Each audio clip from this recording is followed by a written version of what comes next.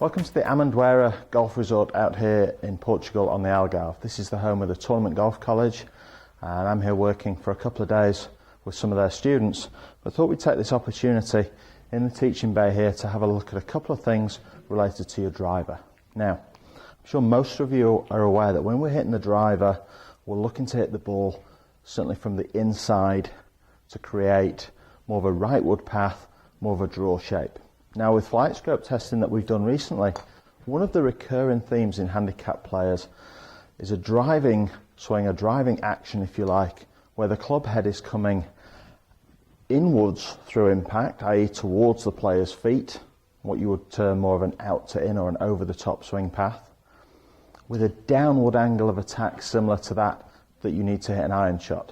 Now, the difficulty with driver compared to an iron, when you have these conditions at impact, is that the ball is teed up in the air, and so a downward angle of attack produces a wide variety of miss hits. Most commonly, when it becomes extreme, a sky shot up, one that just popped straight up in the air. I'm sure you're familiar with the players who've got marks on the top of the driver from producing this. That's always a downward angle of attack.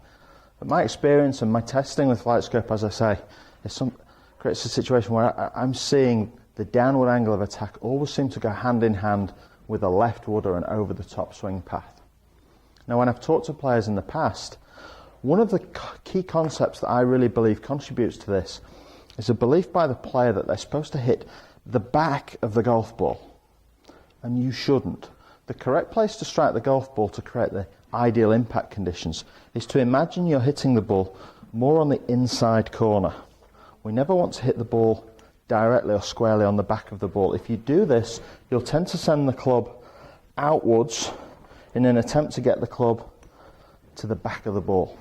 If we can hit more from the inside corner, you can change your swing path and change your angle of attack to a shallower, more upward angle through the ball. So we're going to call this video outwards and upwards. That's the desired swing path impact conditions for the driver. So how are we going to do this? Well, you can see on the floor here to begin with, I've got a two-tone ball here. So we've got the yellow half closest to the feet and the blue half furthest away. And if I was to make a setup, what I would be trying to do is I'd be trying to make some practice swings, imagining that I'm going to make contact with the yellow half of the ball. So the rule to hitting the driver here is we never want to hit the blue half of the ball. We're always aiming towards, from a setup, getting the club working in to the yellow half of the ball.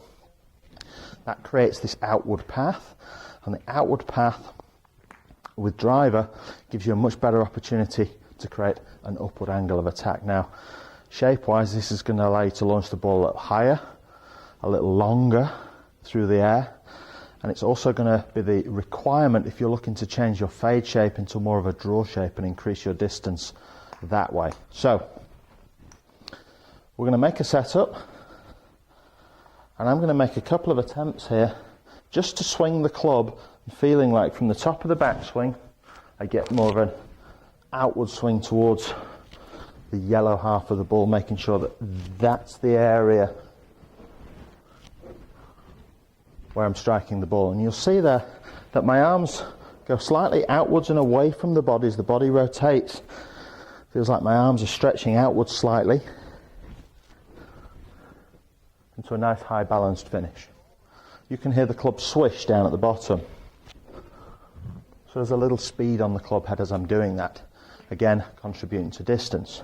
So once we've had a couple of practice goes with the ball, if you're at the driving range, simply use your logo when you're on the golf course, or on the driving range use the stripes on the ball and try to replicate that same feeling. You line the stripe up down the fairway or down the range and try to make a couple of practice swings working onto the inside corner of the golf ball. If you can start to hit the ball in the correct position, the correct place on the ball, you're going to start to make a dramatic change to the way you hit the driver.